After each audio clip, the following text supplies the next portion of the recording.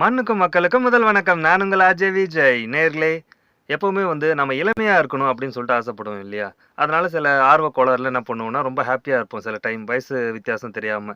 அப்ப மத்தவங்கலாம் என்ன சொல்லுவாங்க, "ஏய் வயசுக்கு ஏத்த மாரி நடந்துக்கோ. இதெல்லாம் என்ன வயசாகுது உனக்கு இப்படிலாம் பண்ற" அப்படின்னு சொல்லி நம்மள கிண்டல் பண்ணுவாங்க இல்லையா?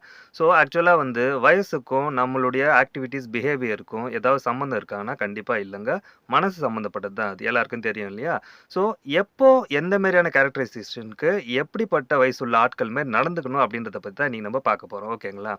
ஸோ என்னன்னு பார்த்தீங்கன்னா, எப்பவுமே ஒரு 10 வயசு குழந்தை மாதிரி நாம நல்லா சிரிக்கணும். மனச விட்டு சிரிக்கணும். ஹேப்பியா, சந்தோஷமா சிரிக்கணும். அதே மாதிரி ஒரு 20 வயசு பையன் மாதிரி நாம எப்பவுமே ஃபன் பண்ணணும். நல்ல பார்ட்டி கொண்டாடுறது, எனர்ஜியா ஓடுறது, ஓடி வர்றது எல்லாத்தையுமே ஒரு 20 வயசு ஆள் மாரி நம்ப பண்ணணும். அதே மாதிரி ஒரு 30 வயசு ஆள் மாதிரி நாம டிராவல் பண்ணணும். அதே மாதிரி 40 வயசுல நம்மளுக்கு பாதியில இருப்போம்.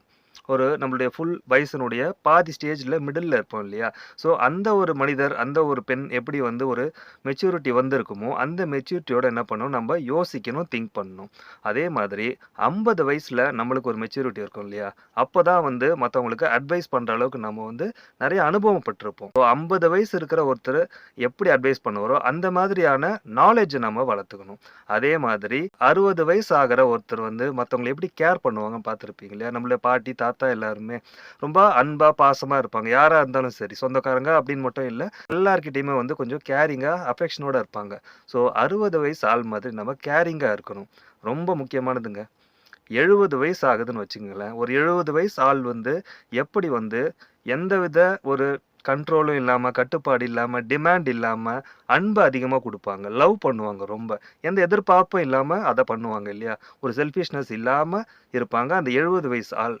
எப்பவுமே லைஃப்ல நாம அந்த 70 வயசுல இருக்கிற லவ் அப்படின்ற ஒரு விஷயத்த எப்படி ஹேண்டில் பண்றாங்களோ, அந்த அளவுக்கு எந்த வயசா இருந்தாலும் நாம காதலிக்கிறவங்க கிட்ட அந்த மாரியான ஒரு மெச்சூரிட்டியோட நம்ம லவ்வ கண்டிப்பா அவங்களுக்கு குடுக்கும். இந்த மாதிரி இந்த வயசு ஆயிடுச்சு, இந்த வயசுக்கு அப்புறம் இது தேவையா? இல்லையா? ஐயோ! நம்மளுக்கு வயசாயிட்டு இருக்கே அப்படின்னு சொல்லிட்டு கவலைப்பட்டுட்டு இருக்காம, இப்போ நான் சொன்ன மெத்தட்ஸ் இந்த வயசு உள்ள ஆட்கள் எப்படியெல்லாம் என்ன எனர்ஜியோட இருப்பாங்களோ, நமக்கு என்ன வயசா இருந்தாலும் அத அப்ளை பண்ணும்போது, என்றுமே நாம எப்பவுமே இளமையா தான் இருப்போம்.